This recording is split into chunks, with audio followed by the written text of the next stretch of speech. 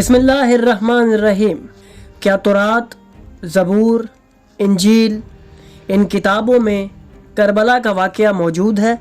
योम आशूरा का ज़िक्र किस नबी की किताब में है? आखिर इंजील में किस ज़बीहे का ज़िक्र मौजूद है?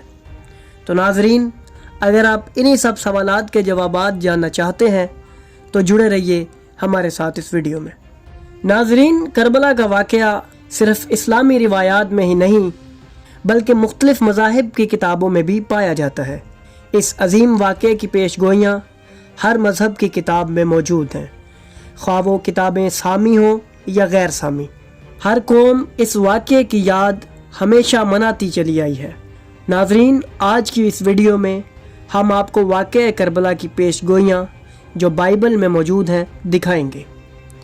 इस वीडियो में हम आपको बताएंगे कि किस तरह तौरात और इंजील की आयत के अंदर योम आशूरा और इमाम हुसैन अलैहिस्सलाम की कुर्बानी का जिक्र मौजूद है, जिसका मतलब ये है कि अल्लाह के भेजे हुए तमाम नबियों ने इस अजीम कुर्बानी की खबर दी और इमाम के गम में अज़ादारी की। नाज़रीन, सबसे पहले हम बाइबल में से उन आयत का जिक्र करते हैं जिनमें योम आशूरा यानी मुहर्रम के 10वें दिन का जिक्र मौजूद है। नाज़रीन, तौरात की किताब गिनती बाब नंबर 21 और उसकी आयत 7 में लिखा है, तुम सब 7वें महीने की 10वीं तारीख को मुकद्दस जमात बनाओ और अपनी रूहों को गमगीन बनाओ और कोई काम ना करो। नाज़रीन, तौरात की किताब अहबार में कई आयत के अंदर इस दिन के अमाल का जिक्र किया गया है, जिनमें से कुछ ये हैं।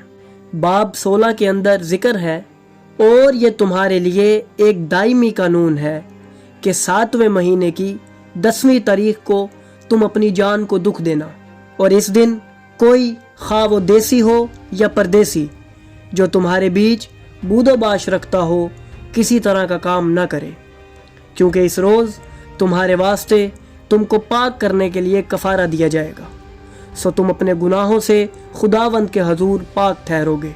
नीज़ बाब नंबर 23 के अंदर इरशाद है, जो कोई इंसान इस दिन में गमज़दा ना होगा वो अपनी कौम से कट जाएगा। नाज़रीन, इस दिन किसी किस्म का काम ना करने का खुदावंद की तरफ से हुक्म दिया गया था।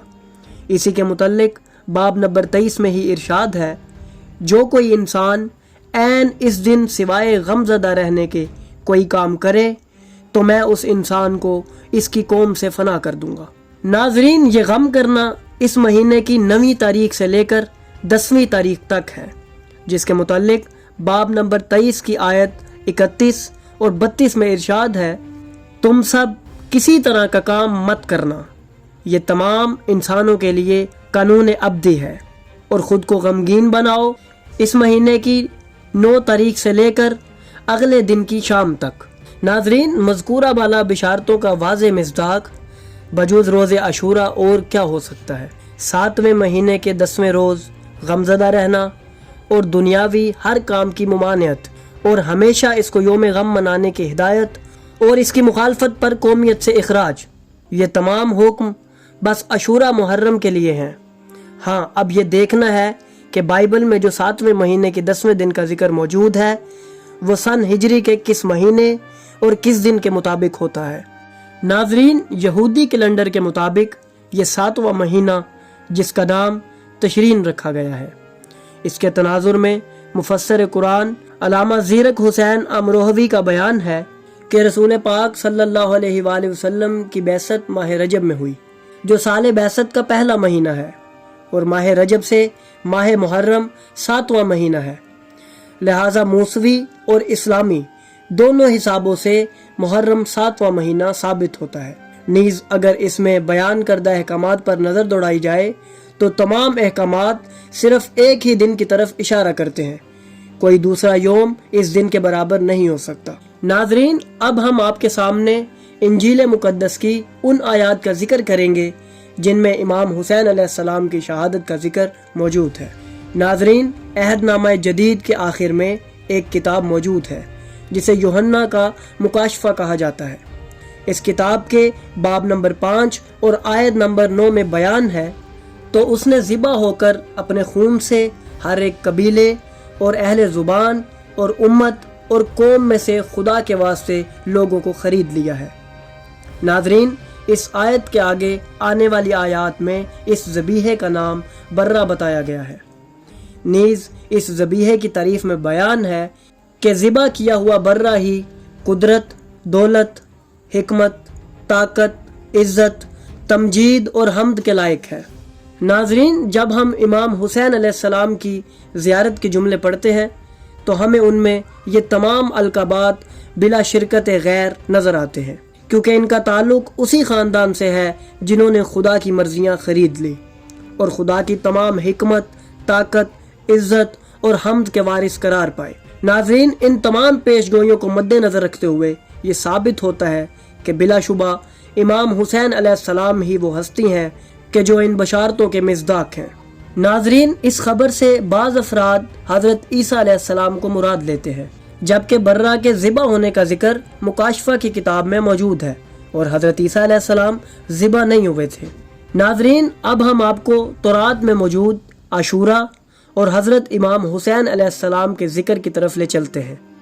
ناظرین، حضرت یرمیہ نبی کی کتاب، جسے بک آف جیرمیہ کہا جاتا ہے، اس کتاب میں امام حسین علیہ السلام کی شہادت کا ذکر واضح طور پر موجود ہے۔ اس کے باب 46 آیت نمبر 10 میں ارشاد ہے، کیونکہ یہ خداوند رب الافواج کا دن یعنی انتقام کا دن ہے، تاکہ وہ اپنے دشمنوں سے انتقام لے، پس تلوار کھا جائے گی اور سیر ہوگی اور ان کے خون سے مست ہوگی، کیونکہ خداوند رب الافواج کے لیے شمالی سرزمین میں دریائے فرات کے کنارے ایک ذبیحہ ہے۔ ناظرین، تمام تر محقق اس بات پر متفق ہیں کہ یہ خبر امام حسین علیہ السلام کی شہادت کی ہے، کیونکہ امام حسین علیہ السلام کے علاوہ تاریخ انبیاء اور اوصیاء میں کوئی بھی مقدس فرد فرات کے کنارے ذبح نہیں کیا گیا۔ علامہ زیرک حسین امروہوی نے کتاب ثمرۃ المکاشفہ میں یہی تحقیق درج کی ہے کہ اس خبر سے مراد حضرت امام حسین علیہ السلام کی ذات ہے۔ ناظرین، یہ واقعہ اتنا پر اثر ہے کہ اس کا ذکر ہر قوم، ہر ملت میں پایا جاتا ہے۔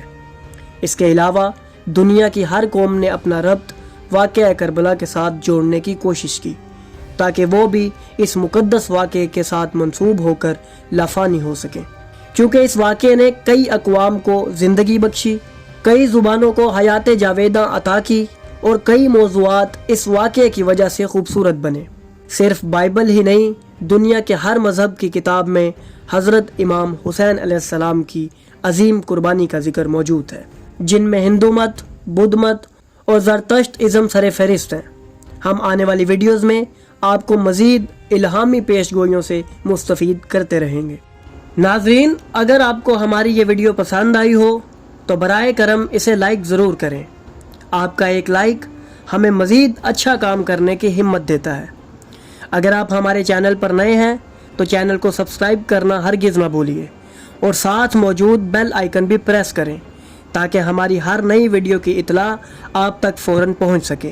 ہماری کوشش یہی ہے کہ آپ تک علم، تحقیق اور بصیرت پر مبنی ویڈیوز پہنچتی رہیں۔